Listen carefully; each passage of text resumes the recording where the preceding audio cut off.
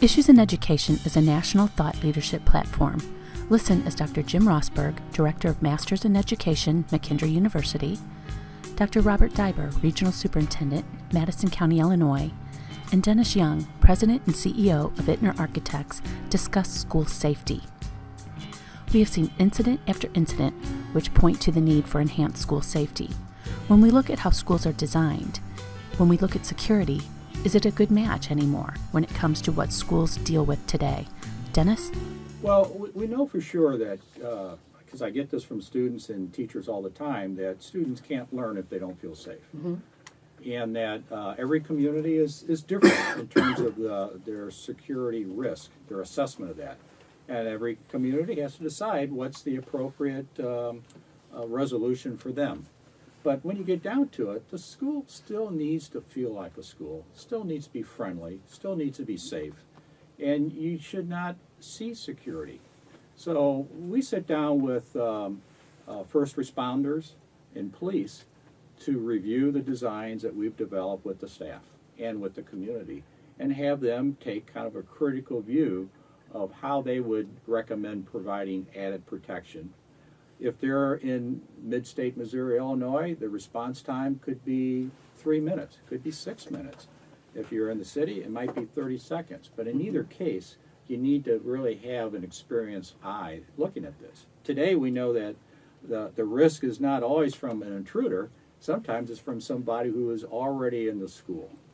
And the solutions are also different depending on if you're designing a early childhood center, a middle school, or a high school. So it really needs to be an age-appropriate solution.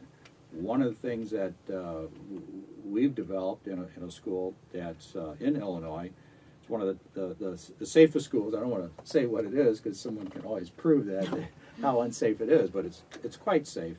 It has a playground that's in an inner courtyard, large courtyard, but because one of the most unsafe places is the playground. Exactly. You know, kids are out there, and anybody can drive by, and you could have and have a real problem there. So, and we have it where you can then.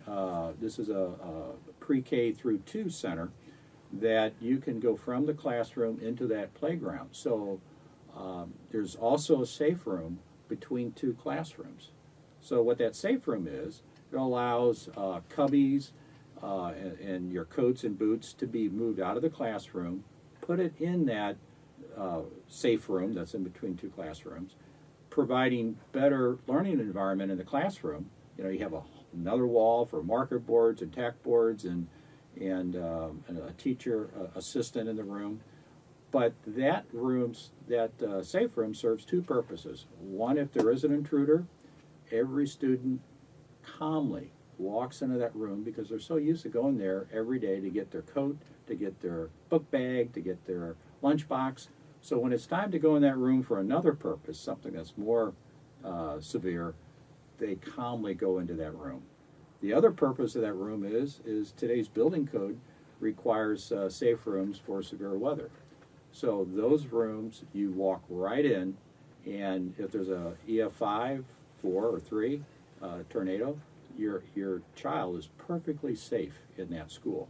Because we know with the youngest learners, they can't get down the hallway 6 to 8 classrooms to get to a gym or a cafeteria that's designed for that kind of storm shelter.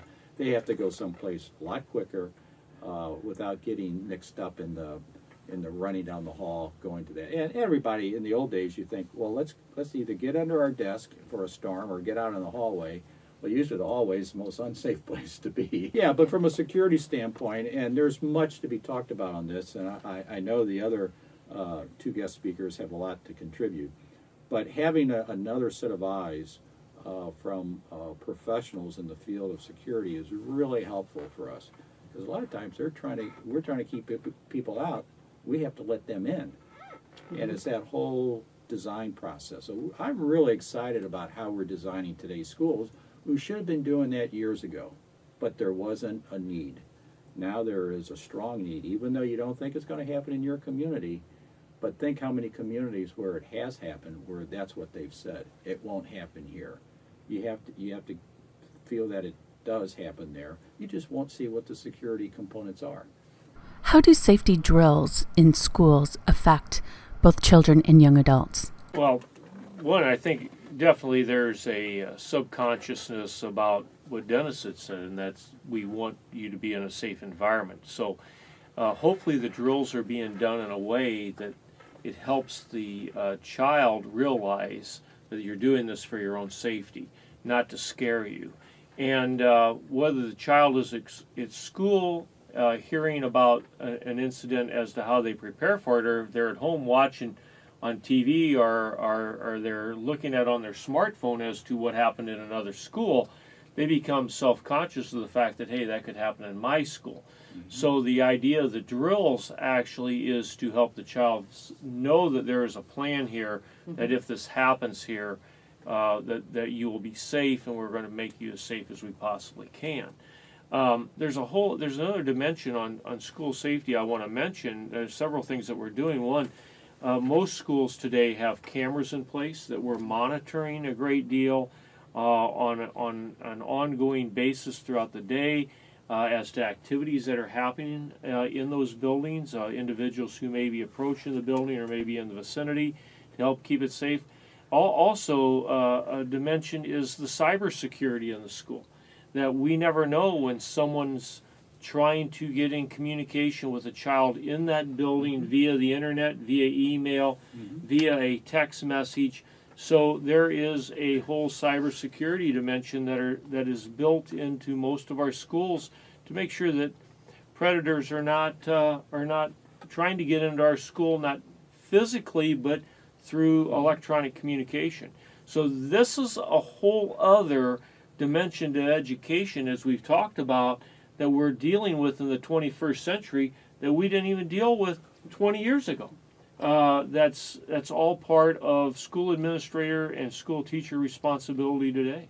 As far as the intruder drills, initially, yes, I think there's concern about instilling a little fear. But hopefully the goal of the intruder drills are similar. Schools already do tornado drills, earthquake drills, fire drills. And so after repetitive components, hopefully the students realize that this is just another safety measure to protect them in case of a situation. But it takes a good teacher in the classroom to follow up, and I call it the detox, after the drill and explain to students that we are doing these for safety measures. I used to lose a lot of sleep over the whole safety component, no matter what the situation.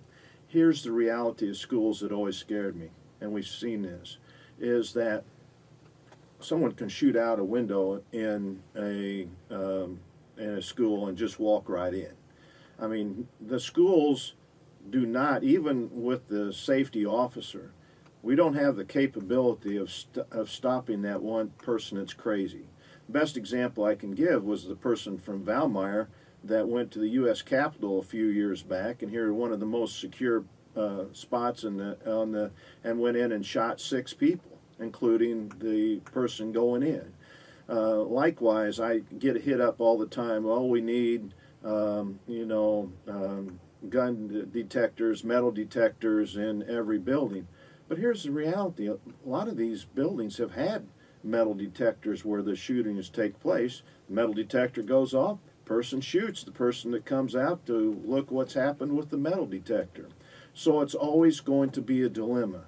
So on the safety issue, not only do we have to take the efforts and we do have to minimize the opportunities, but we also have to develop programmatic components with our students today and our society to somehow figure out ways to limit the amount of shootings that take place.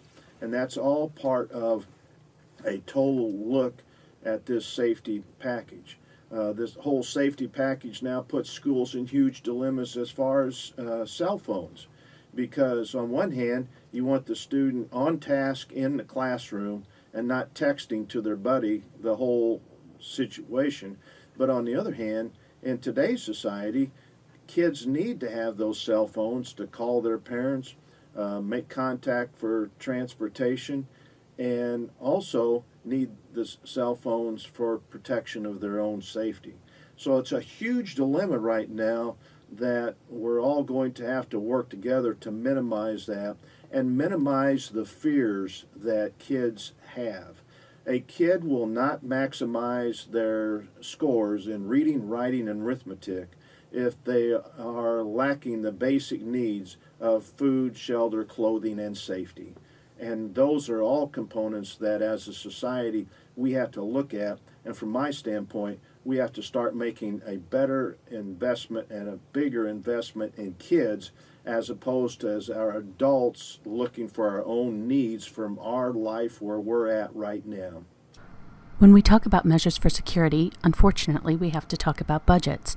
How much strain do these measures put on the school's budget? Well, it has to be a priority, and every school district in our region has access to what's called health life safety funds, in which they levy for each year.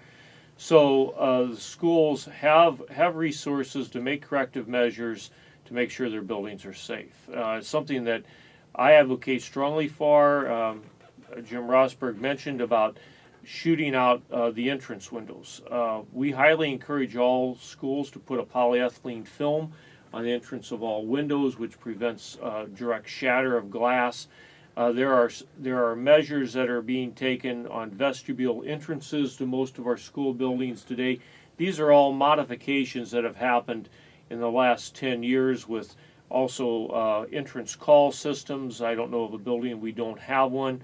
And making sure that the classroom locks are safe. I mean, we have renovated every classroom in the area by changing the nature of the locks so that an intruder can't get in but you can get out. So these are all just prioritized measures that school districts have taken to assure safety in the schools. Dennis, how do districts get the most out of their budget for school safety and security? Yeah, when you're dealing with a new building, I think it's a fairly minor increase in cost.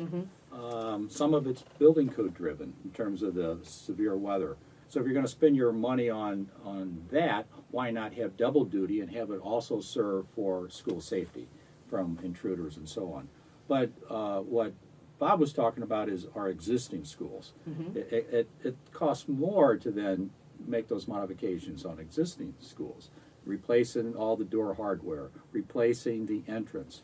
But it's some of the things that you have to do. And I'm really encouraged about how new materials are coming on the market. And when they come on the market, we test them with the SWAT team. We take them out and we let the people who know how to shoot various ballistics have at it and shoot some of these materials and see how they perform. And the ones that perform the best, we can share with school districts that we would use those. And they're generally pretty cost effective at that point.